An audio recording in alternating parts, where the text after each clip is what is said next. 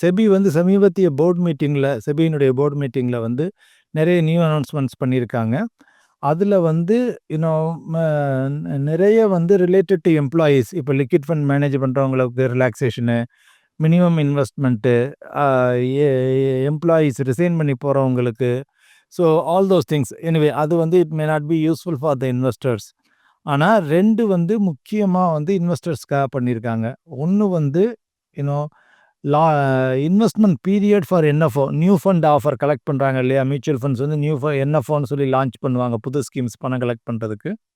So அதை வந்து within 30 டேஸுக்குள்ளே வந்து கம்ப்ளீட்டாக இன்வெஸ்ட்மெண்ட்டை முடிக்கணும் அப்படின்ட்டு இருக்காங்க. பணம் வந்ததுலேருந்து 30 டேஸுக்குள்ளே வந்து இன்வெஸ்ட்மெண்ட் பண்ணிடணும் மார்க்கெட்டில் அப்படின்னு சொல்லியிருக்காங்க. அது ஒரு புது ரூல். இன்கேஸ் அப்படி அவங்க பண்ண தவறி விட்டார்கள் என்றால் இன்வெஸ்டர்ஸ் வந்து அந்த ஸ்கீம்லேருந்து வித்தவுட் எக்ஸிட் லோடு எக்ஸிட் ஆகலாம் அப்படின்னு சொல்லியிருக்காங்க. இது வந்து ஒரு முக்கியமான அனௌன்ஸ்மெண்ட்ஸு. இதில் வந்து கொஞ்சம் சேலஞ்சஸை வந்து ஃபண்ட் ஹவுசஸ் வந்து ஃபேஸ் பண்ணலாம்.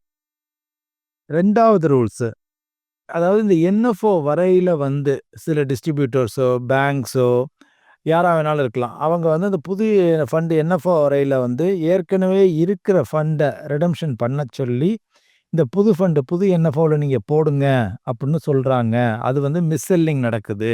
ஸோ அந்த மிஸ்செல்லிங் அவாய்ட் பண்ணுறதுக்கு இப்போ என்ன பண்ணியிருக்காங்கன்னா, ஒரு ஈக்விட்டி ஸ்கீம்லேருந்து இன்னொரு நியூ ஈக்விட்டி ஸ்கீமுக்கு என்எஃப்ஓவுக்கு ஸ்விட்ச் பண்ணுறாங்க அப்படின்னா, அது 2 ஃபண்டில் எதுக்கு குறைவான புரோக்கரேஜ் இருந்துச்சோ, எதுக்கு குறைவான கமிஷன் இருந்துச்சோ அந்த கமிஷன் தான் கிடைக்கும் அப்படிங்கிறது ஒன்று. இது வந்து ஈக்விட்டி டு ஈக்விட்டி உள்ளது.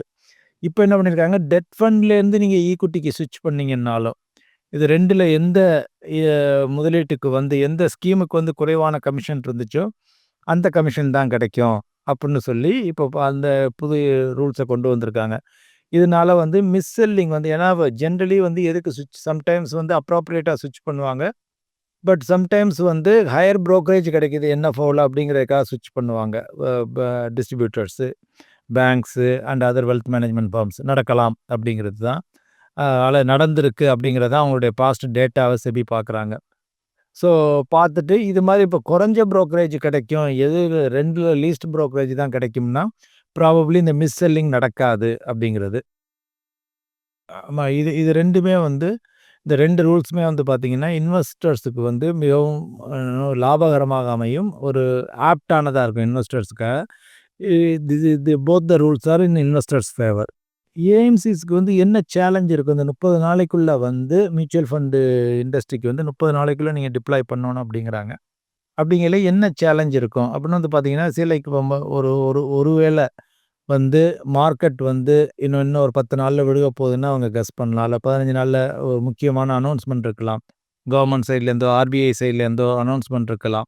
இப்போ இவங்க வாங்கி ஆல்ரெடி 25 நாள் ஆகிருக்கும். இன்னொரு 10 நாள் வெயிட் பண்ணால் அந்த டெசிஷனை தெரிஞ்சுட்டு நம்ம வந்து பர்ச்சேஸ் பண்ணலாம், மார்க்கெட்டில் ஒரு மோர் ஃபேவரபுளாக பர்ச்சேஸ் பண்ணலாம்னு இருக்கலாம். அப்படிலாம் இருக்கையில் வந்து ஸ்ட்ரிக்ட் டைம்லைன்ஸ் 30 டேஸ்ன்னு வந்துட்டதுனால அவங்க கம்பல்சரியாக டிப்ளாய் பண்ணி தான் ஆகணும். அப்படி இல்லைன்னா ஏற்கனவே இருக்கிற இன்வெஸ்டர்ஸும் எக்ஸிட் லோடு இல்லாமல் வெளியில் போகலாம்னு சொல்கிறாங்க. So this will be really challenging for fund houses. But ஆனால் செபி எதுக்காக அதை ரூல்ஸை கொண்டு வந்தாங்க அப்படின்னு வந்து பார்த்தீங்கன்னா, ஃபண்ட் ஹவுசஸ் வந்து நியூ ஸ்கீம் லான்ச் பண்ணையில் they should be sure about the investment. மார்க்கெட்டில் ஒரு நல்ல ஆப்பர்ச்சுனிட்டி இருந்தால் தான் அவங்க ஸ்கீமை கொண்டு வரணும் அப்படிங்கிறது தான் செபியினுடைய கருத்து. மார்க்கெட்டில் ஒரு நல்ல ஆப்பர்ச்சுனிட்டி இல்லாத பொழுது, மார்க்கெட் நல்ல பீக்கில் இருக்குது, ஃபார் எக்ஸாம்பிள் இப்போ பணத்தை கலெக்ட் பண்ணி வச்சுக்குவோம், அப்புறம் கொஞ்சம் மார்க்கெட் விழுந்தோன்னே நம்ம இன்வெஸ்ட்மெண்ட் பண்ணுவோம் அப்படிங்கிற மாதிரிலாம் நினச்சி, ஏன்னா ஜென்ரலி மார்க்கெட் பீக்காக இருக்கையில் வந்து இன்வெஸ்டர்ஸ் பணம் அதிகமாக போடுவாங்க. ஸோ இப்போ அது மாதிரி ஒரு மிஸ்செல்லிங் நடக்கிறத அவாய்ட் பண்ணுறதுக்கு தான் இந்த மெத்தடை கொண்டு வந்திருக்காங்க. So this could be little more challenging. But regulation தானே, ரெகுலேஷன் அப்டேட் ஆக fund houses, AMCs, distributors, all the participants will get that themselves accustomed. இது வந்து இப்போ எந்த அளவில் வந்து மியூச்சுவல் ஃபண்ட் ஸ்கீம்ஸை பாதிக்கும் அப்படின்னு கேட்டிங்கன்னா, எக்ஸிஸ்டிங் மியூச்சுவல் ஃபண்ட் ஸ்கீம்ஸை இந்த நியூ ரூல்ஸ் வந்து பாதிக்காது. இது mainly for new fund offers, என்எஃப்ஓஸுக்கு தான். ஸோ அதாவது இது வரைக்கும் லான்ச் பண்ண ஸ்கீம்ஸ்க்கு இஷ்யூ இல்லை, இனிமேல் லான்ச் பண்ண போகிற ஸ்கீம்ஸ்க்கு தான். ஸோ அப்படிங்கையில் வெல் இன்ஃபார்ம்டாக தான் இனிமேல் மியூச்சுவல் ஃபண்ட் ஹவுசஸ் வந்து இது 2 ரூல்ஸ் இருக்குன்னு தெரிஞ்சிருச்சு. நீ தெரிஞ்சு தான் அவங்க லான்ச் பண்ணுறாங்க. அப்படிங்கிறதுனால ஜென்ரலாக ஒரு பெரிய பாதிப்பு இருக்காது. அக்கார்டிங்லி அவங்க வந்து நியூ ஃபண்ட்ஸ் லான்ச்சு பீரியடை வந்து கொஞ்சம் ஃபைன் டியூன் பண்ணிக்குவாங்க. இன்வெஸ்டர்ஸுக்கு என்ன பெனிஃபிட் இந்த 2 இன்வெஸ்டர் ஃப்ரெண்ட்லியாக வந்திருக்கக்கூடிய இந்த 2 நியூ ரெகுலேஷனை வச்சு அப்படின்னு வந்து பார்த்தீங்கன்னா, இப்போ ஃபண்ட் ஹவுசஸ் வந்து until and unless they are sure about the market condition, they will not launch a scheme. ஒரு புது NFO வரமாட்டாங்க. In general I am talking. So அப்படிங்கையில் வந்து இன்வெஸ்டர்ஸ் வந்து ஒரு ஃபண்ட் ஹவுஸ் ஒரு NFO வர்றாங்க அப்படின்னா அவங்க இமீடியட்டாக டிப்ளாய் பண்ண போகிறாங்க அப்படிங்கிறது வந்து முதலீட்டாளருக்கு தெரிஞ்சிடும். ஸோ அது அப்ராப்ரியேட் டைமாக இருந்தால் மட்டும்தான் ஃபண்ட் ஹவுசஸ் வந்து NFOவை லான்ச் பண்ணுவாங்க. இதுக்கு லான்ச் பண்ணுறதுக்காக பண்ண மாட்டாங்க. So that is one advantage. So at times fund houses new schemes வரையில் ஓகே திஸ் அப்ராப்ரியேட் டைம் நான் இன்வெஸ்ட்மெண்ட் பண்ணலாம் அப்படிங்கிறது வந்து ஒரு இண்டிகேஷன் வந்து கிடைக்கும் இன்வெஸ்டர்ஸ்க்கு. So that is an advantage. In case அவங்க அப்படி டிப்ளாய் பண்ணலை அப்படின்னா அந்த ஃபண்டை வந்து வித்தவுட் எக்ஸிட் லோடு வந்து இன்வெஸ்டர்ஸ்க்கு திருப்பி கொடுத்துடணும். ஐ மீன் இன்வெஸ்டர் வேணும்னா எடுத்துக்கலாம். So that facility also is being given. செகண்டாக வந்து பார்த்திங்கன்னா மிஸ்செல்லிங் நடக்கிறது குறையும். என்னென்னு வந்து பார்த்திங்கன்னா இப்போ ஒரு பேங்க்கோடையோ ஒரு வெல்த் மேனேஜ்மெண்ட் ஃபார்மோடையோ ஒரு டிஸ்ட்ரிபியூட்டரோடையோ ஒரு ஏஜென்ட்டோடையோ அட்டாச் ஆகியிருக்காங்க இன்வெஸ்டர்ஸு. இப்போ அவங்க வந்து திருப்பி தேவையில்லாமல் போய் அந்த டிஸ்ட்ரிபியூட்டர் வந்து ஒரு நியூ ஃபண்ட் ஆஃபருக்கு ஸ்கீமை ஸ்விட்ச் பண்ண மாட்டார். ஏன்னா அப்படிங்கிலே வந்து இன்வெஸ்டர் டேக்ஸும் பே பண்ணணும். Plus in addition to that புது ஸ்கீமில் போய் அவங்க இன்வெஸ்ட்மெண்ட்டும் பண்ணணும். ஸோ அது மாதிரி மிஸ்செல்லிங் வந்து it will reduce to a great extent. இது ரெண்டுமே டெஃபினட்டாக இன்வெஸ்டர் சைட்லேருந்து பார்க்கையில் அட்வான்டேஜஸ் தான். நிறைய பேர் என்ன சொல்கிறாங்க, எனக்கு ஒன்றுமே என்னால் 1000 ரூபா 2000 ரூபா தான் இன்வெஸ்ட் பண்ண முடியும். என்னால் இப்படி 20,000 கொடுத்து செபி ரெஜிஸ்டர்ட் இன்வெஸ்ட்மெண்ட் அட்வைசர் கிட்ட போக முடியும். இந்த மாதிரி 1000 ரூபா 500 ரூபா தான் என்னால் இன்வெஸ்ட் பண்ண முடியும், நான் எங்கே அஃபோர்ட் பண்ண முடியாது அப்படின்னு சொல்கிறவங்க என்ன பண்ணலான்னா, இப்பொழுதைக்கு எனக்கு தெரிஞ்ச ஒரே சொல்யூஷன் மியூச்சுவல் ஃபண்ட் டிஸ்ட்ரிபியூட்டர்கிட்ட போடலாம். நல்ல டிஸ்ட்ரிபியூட்டர் கண்டுபிடிக்கிறது ரொம்ப கஷ்டம்.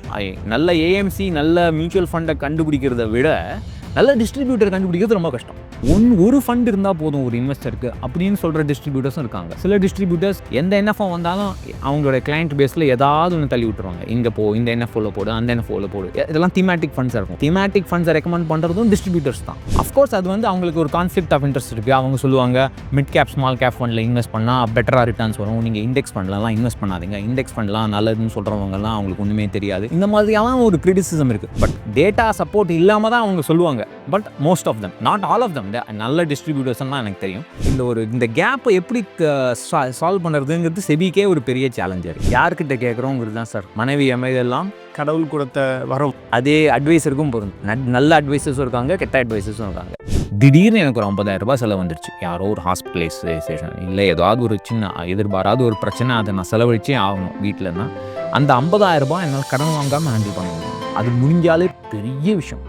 அவங்களோட பிக்கெஸ்ட் ஹேர்டிலே கடன் வாங்குறது தான். திடீர்னு ஒரு செலவு வந்துடும் வீட்டில், உடனே ரெடீம் பண்ணிடுவாங்க, இல்லை SIPயை ஸ்டாப் பண்ணிடுவாங்க. அதனால தான் நான் எப்பவுமே எல்லாருக்கிட்டையும் சொல்கிறதுனா, முதல்ல வந்து ஷார்ட் டேர்ம் எக்ஸ்பென்சஸ் எல்லாம் ஹேண்டில் பண்ணிடுங்க. சிம்பிளஸ்ட் இன்வெஸ்ட்மெண்ட் வந்து இண்டெக்ஸ் பண்ணுறோம். சின்ன வயசில் நான் இருக்கும்போது ஒரு டீச்சர் வந்து கேட்டார், நீ ஒரு நாளைக்கு எவ்வளோ நாள் வேலை பண்ணுறாங்க சார்? 1 or 2 hours தான் வேலை பண்ணுறாங்க. அதெல்லாம் போகிறவே தம்பி 16-17 hours வேலை பண்ணணும். அப்போ தான் அது வந்து என்ன ஒரு வாழ்க்கையை மாற்றின அட்வைஸ்.